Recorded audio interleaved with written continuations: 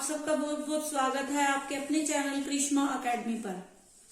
एक नई वीडियो के साथ फिर से मैं हाजिर हूँ आपके सामने। और वीडियो शुरू करने से पहले आप मेरे चैनल को सब्सक्राइब कर लें और अगर आपने बेल आइकन को प्रेस नहीं किया तो वो भी प्रेस कर लें। स्टार्ट करते हैं हम। कल हमने किया था टाइप्स ऑफ अनएम्प्लॉयमेंट, ठीक है, जिसमें रूरल था और अर्बन था। उसमें दो दो थे। रूरल में डिस्गाइज्ड और वो था डिस्गाइज्ड और सीजनल था, और उसके अंदर कौन सा था, अर्बन के अंदर था इंडस्ट्रियल और एजुकेटेड। ठीक है, अब देखो कॉजेज है इसके। ठीक है, कॉजेज यानी अनएम्प्लॉयमेंट के कारण क्या है। ठीक है, देखो सबसे पहले है स्लो इकोनॉमिक ग्रोथ, यानी कि जो आर्थिक विकास है वो क्या है, धीमा है। ठीक है, Indian economy is under developed and it's rate of growth is very slow. ठीक है, मतलब कि क्या है, डेवलपिंग कंट्री, आप ऐसे कह लो, जो हमारा भारत है वो क्या है, डेवलपिंग कंट्री है, मतलब विकास कर रहा है धीरे धीरे, और इसमें जो ग्रोथ की रेट है वो क्या है, स्लो है। ठीक है, slow growth rate fails to generate enough in employment. मतलब देखो, अगर ग्रोथ रेट कम है तो जो एम्प्लॉयमेंट है वो भी उतना जनरेट नहीं हो पाता। मतलब जितनी लेबर बढ़ रही है ना, उसके हिसाब से एम्प्लॉयमेंट उतना नहीं बढ़ता। ठीक है, size of labour force is much more than the available employment. मतलब जितने रोजगार के अवसर है या एम्प्लॉयमेंट की अपॉर्चुनिटीज है, उससे ज्यादा कहीं हमारे पास लेबर सप्लाई है, आप ऐसे कह दो लेबर फोर्स है। ठीक है, मतलब कि काम करने वाले जो है वो ज्यादा है, जबकि जो एम्प्लॉयमेंट की अपॉर्चुनिटीज है वो क्या है, कम है। ठीक है, तो पहला क्या हो गया, slow economic growth. It means जो स्लो इकोनॉमिक ग्रोथ है तो वो क्या है, ज्यादा, मतलब वो एम्प्लॉयमेंट की अपॉर्चुनिटीज को क्या नहीं कर पाती, जनरेट नहीं कर पाती। ठीक है, नेक्स्ट है हमारा rapid growth of population. Population तो देखो हर चीज की जड़ है, आप ऐसे कह लो, हर प्रॉब्लम की जड़ है पॉपुलेशन। ठीक है, मतलब जो लगातार पॉपुलेशन बढ़ रही है उससे भी क्या है, अनएम्प्लॉयमेंट है। Constantly rising population has been a big problem in India. It is one of the principal factors contributing unemployment. ठीक है, मतलब पॉपुलेशन बढ़ती जा रही है, जबकि जो वो है एम्प्लॉयमेंट की अपॉर्चुनिटीज है वो उतनी बढ़ नहीं पा रही है। नेक्स्ट है हमारा एग्रीकल्चर सीजनल ऑक्यूपेशन। देखो एग्रीकल्चर आपको पता है क्या है, सीजनल ऑक्यूपेशन है। मतलब जैसे वही बात है, उसमें कई बार क्या, एक बार मतलब एक साल में क्या करते हैं, एक ही फसल को बोते हैं, मतलब छोटे छोटे खेत है, आप ऐसे कह लो। और उसमें भी क्या है, बारिश पे भी काफी कुछ डिपेंड करता है। अगर बारिश अच्छी है तो अच्छा हो जाता है प्रोडक्शन, अगर नहीं है तो क्रॉप अच्छी नहीं होती है, नुकसान भी हो जाता है। और दूसरा ये कह दो, मान लो जैसे वही अप्रैल में अगर वो करते हैं, जिससे अनाज वगैरह वो की जाती है, काटी जाती है, तो उसके बाद क्या है, कुछ भी वो नहीं उगाते। फिर उसके बाद अक्टूबर में वो करते हैं, मतलब सितंबर अक्टूबर में ऐसे बोते हैं, ऐसे कह लो। ठीक है, तो मतलब जो बीच का जो पीरियड है उस टाइम तक जो फार्मर्स है वो क्या रहते हैं, अनएम्प्लॉयमेंट रहते हैं, मतलब बेरोजगार हो जाते हैं। वो टाइम मानते हैं 5 से 7 मंथ कह लो। ठीक है, agriculture is under developed in India and so offer seasonal employment. ठीक है, मतलब वो कह रहे हैं कि अंडर डेवलप्ड है, मतलब हाई टेक्नोलॉजीज यूज नहीं होती है, और क्या है, इसलिए क्या करता है, सीजनल एम्प्लॉयमेंट को जनरेट करता है, मतलब पैदा करता है, ऐसे कह लो। No doubt it is the primary occupation of our country and large size of the population depends upon it. मतलब कि वो कह रहे हैं कि कोई शक नहीं है कि जो ये एग्रीकल्चर क्या है वो हमारे, मतलब ऐसे कह सकते हो, प्राथमिक व्यवसाय है। मतलब पहला मुख्य व्यवसाय क्या है, कृषि ही है, और बहुत बड़ी संख्या जो है, मतलब जनसंख्या इस पर डिपेंड करती है हमारी। But it seasonal character does not provide stable jobs. ठीक है, मतलब सीजनल करेक्टर होने की वजह से ये हमें पूरे साल के लिए जॉब प्रोवाइड नहीं कराता है। ठीक है, तो मतलब कुछ टाइम तक, ऐसे कह लो 5 से 7 महीने तक जो फार्मर्स है उनको क्या रहना पड़ता है, खाली रहना पड़ता है। ठीक है, नेक्स्ट है joint family system. It encourage disguised unemployment. In joint families, there is a high tendency to survive on joint income without work. Joint family system is more prevalent in rural areas, hence a high degree of disguised unemployment in these areas. मतलब joint family system, मतलब क्या है, इकट्ठे रहते हैं, जो भी है चाचा ताऊ वगैरह के जो भी है सब इकट्ठे रहते हैं, तो इतनी उनके पास वो नहीं है, इनकम का सोर्स नहीं होता। जो जितनी भी मतलब काम कम होता है और जितनी इनकम होती है ना, उसी के ऊपर सारे डिपेंड होते हैं। ठीक है, तो इस टाइप की जो वो ये कह रहा है कि जो भी ये है ज्वाइंट फैमिली का सिस्टम मोस्टली गांव में मिलता है, और गांव में ही क्या, और जो ज्वाइंट फैमिली सिस्टम है वो क्या करता है, डिस्गाइज्ड अनएम्प्लॉयमेंट को क्रिएट करता है। ठीक है, तो इट मीन्स ये रूरल एरियाज में पाया जाता है, आप ऐसे कह लो। नेक्स्ट है हमारा DK of cottage and small industry. जो मतलब छोटे लघु उद्योग कह लो, जो हथकरघा वगैरह के उद्योग है वो क्या हो गया, उनका खात्मा हो गया, मतलब पतन हो गया। Decay of cottage and small industries during the British regime has given a big blow to the potential of self employment in India. मतलब ऐसे कह लो, आपको पता ही है जो ये छोटे बिजनेस थे और ये जो भी हथकरघा वगैरह का बिजनेस था, ये ब्रिटिश रूल में मतलब एक तरह से क्या हो गया था, खत्म होने की कगार पे आ गया था, मतलब हो चुका था। अब तो धीरे धीरे फिर भी इनको वो दे रहे हैं, बढ़ावा दे रहे हैं यहाँ पे, ठीक है। तो उसकी वजह से क्या हुआ, जो भी मतलब इसके अंदर एम्प्लॉयमेंट की मतलब जनरेट हो सकता था वो सब खत्म हो गया।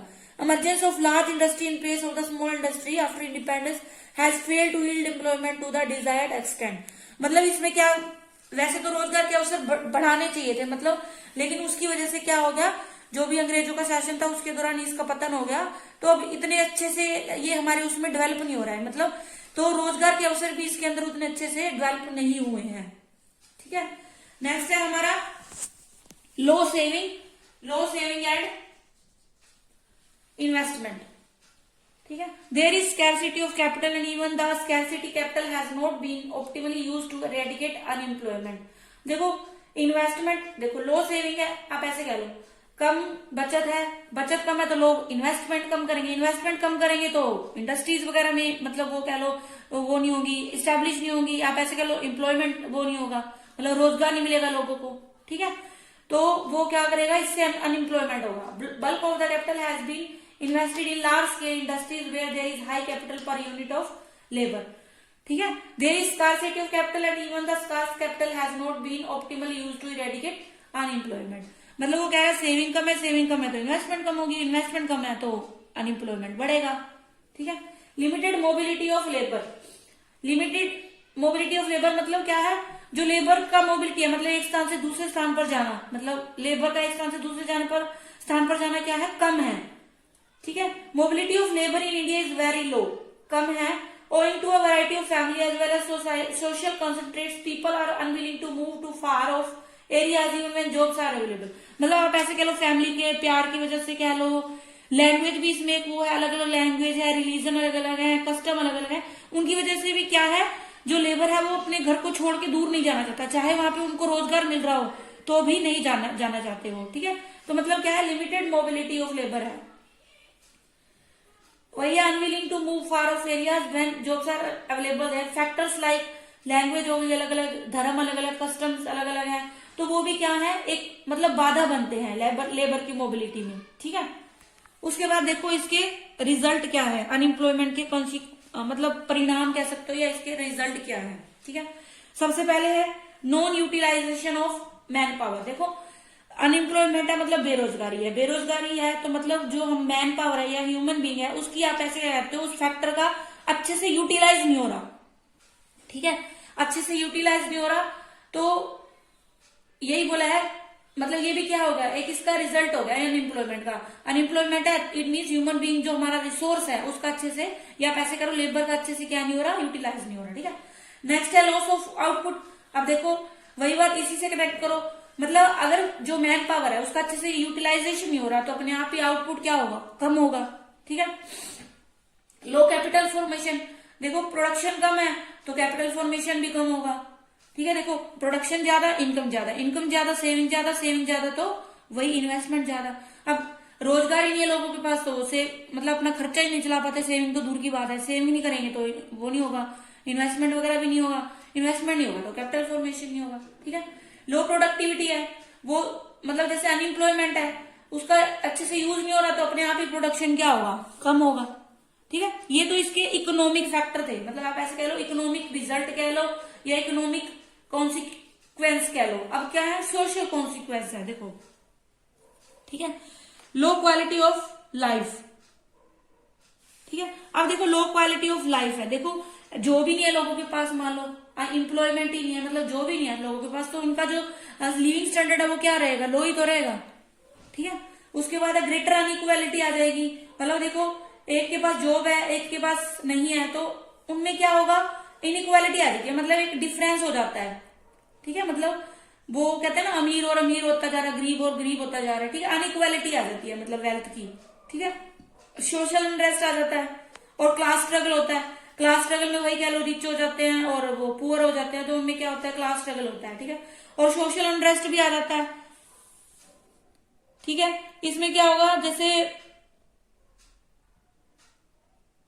मतलब इसमें आप ऐसे कह सकते हो, जैसे ना हमारे पास मान लो हमारे पास जॉब नहीं है, तो एक क्या रहती है हमें, मतलब आप ऐसे कह सकते हो अनसिक्योरिटी सी फील्स होती रहती है, मतलब मन में एक टेंशन सी रहती है, डिप्रेशन से रहता है कि हाय हमारे पास जॉब नहीं है, हम अपनी फैमिली का कैसे वो करेंगे, ठीक है। मतलब एक सामाजिक रूप से हमारे अंदर एक बेचैनी सी आ जाती है, आप ऐसे कह सकते हो, ठीक है।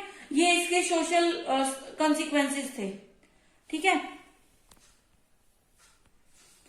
नेक्स्ट अब लास्ट टॉपिक है ये हमारा, suggestion to solve the problem of unemployment, मतलब अनएम्प्लॉयमेंट को खत्म करने के लिए कौन कौन से सुझाव है। देखो जो भी हमने कोशिश की उसको उल्टा कर दो, ठीक है।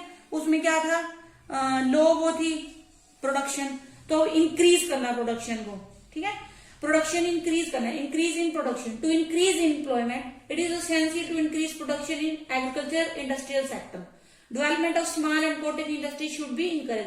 मतलब देखो प्रोडक्शन इंक्रीज होगा तो अपने आप ही क्या होगी, मतलब लेबर्स की डिमांड बढ़ेगी, ठीक है, यानी लोगों को अपॉर्चुनिटी मिलेगी, किसकी, एम्प्लॉयमेंट की, ठीक है। क्या करना है, कह रहा है कि प्रोडक्शन बढ़ाने की, इसमें एग्रीकल्चर फील्ड में भी और इंडस्ट्रियल सेक्टर दोनों में, और जो स्मॉल और कॉटेज इंडस्ट्रीज है वो डिके हो गई थी, उनको भी क्या करना है, इंकरेज करना है, ठीक है। Increase in production. सेकेंड है हमारा increase in productivity, productivity mean demand को बढ़ाना, ठीक है। Increase in productivity, demand for labour is directly related to the productivity of labour, ठीक है। देखो प्रोडक्टिविटी ऑफ लेबर मतलब कि देखो मतलब जितना ज्यादा प्रोडक्शन होगा उतना ही ज्यादा क्या होगा, लेबर की डिमांड बढ़ेगी, ठीक है। देखो अगर वही बात है, अगर मान लो प्रोडक्शन कम है यानी प्रोडक्टिविटी कम है, तो क्या होगा, लेबर की डिमांड भी कम होगी। अगर प्रोडक्शन ज्यादा हो रहा है तो काम करने के लिए ज्यादा, मतलब ऐसे कह लो वर्कर्स की जरूरत होगी, तो इससे क्या होगा, एम्प्लॉयमेंट इंक्रीज होगा, ठीक है।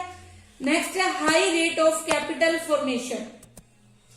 उसमें क्या था, लो रेट था ना कैपिटल फॉर्मेशन का, अब क्या है, उसको बढ़ाना है। Rate of capital information in the country should be increase, also investment should be directed to such areas of production where employment potential is high.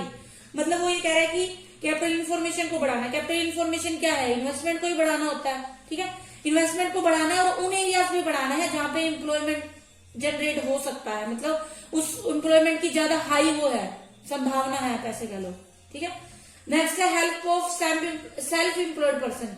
देखो मोस्टली मतलब आप ऐसे कह सकते हो 50% जो है वो सेल्फ एम्प्लॉयड है, जिसमें एग्रीकल्चर भी आ जाता है, ठीक है। और जैसे ये ट्रेड वगैरह आ जाते हैं, जिन्हें शॉप्स होती है खुद की, ये सारे इसके अंदर आ जाते हैं, सेल्फ एम्प्लॉयड होते हैं। तो गवर्नमेंट को क्या करना चाहिए, इनको इनकरेज करने के लिए इनकी हेल्प करनी चाहिए। जैसे जो किसान है उनके लिए क्या कर दे, उसको क्रेडिट कार्ड दे दे, ठीक है, और अच्छे मतलब कम उस पे बीज दे दे, इस टाइप की मतलब क्या करे गवर्नमेंट, हेल्प करे जो सेल्फ एम्प्लॉयड पर्सन है। जो सेल्फ हेल्प ग्रुप भी होते हैं बने हुए, उन जैसे पापड़ का बिजनेस करते हैं, मतलब उनके लिए क्या हो, मतलब देती है गवर्नमेंट, फैसिलिटी दे रही है अब तो बहुत, ठीक है।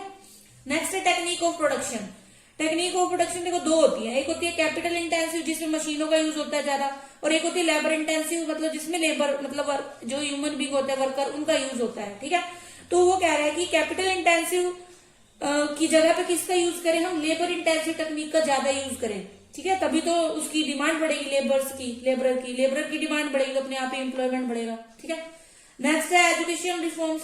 आपको पता है कल भी मैंने बताया था कि जो एजुकेशनल रिफॉर्म है, मतलब जो हमारा एजुकेशन सिस्टम वो क्या है, डिग्री ओरिएंटेड है, वोकेशनल वो नहीं है, ओरिएंटेड नहीं है, जॉब ओरिएंटेड नहीं है, क्या है वो, डिग्री ओरिएंटेड है। तो ठीक है, मतलब क्या होना चाहिए इसके अंदर urgent need for education reforms. Education में क्या होना चाहिए, मतलब जो भी सिस्टम है हमारा उसके अंदर रिफॉर्म बहुत जरूरी है। Emphasis should be placed in vocational education, मतलब जो हमारी एजुकेशन है ना वो व्यवसाय से, मतलब हमें व्यवसाय दिलाने में हेल्पफुल हो, आप ऐसे कह लो व्यवसायिक कोर्स होते हैं ना वो कराए जाए, ठीक है। ये थे कुछ सुझाव उसको अनएम्प्लॉयमेंट को दूर करने के, ठीक है। तो अभी हमारा चैप्टर कंप्लीट हो चुका है, कल हम कोई नए चैप्टर स्टार्ट करेंगे, ठीक है। आई होप आपको अच्छे से समझ आया होगा।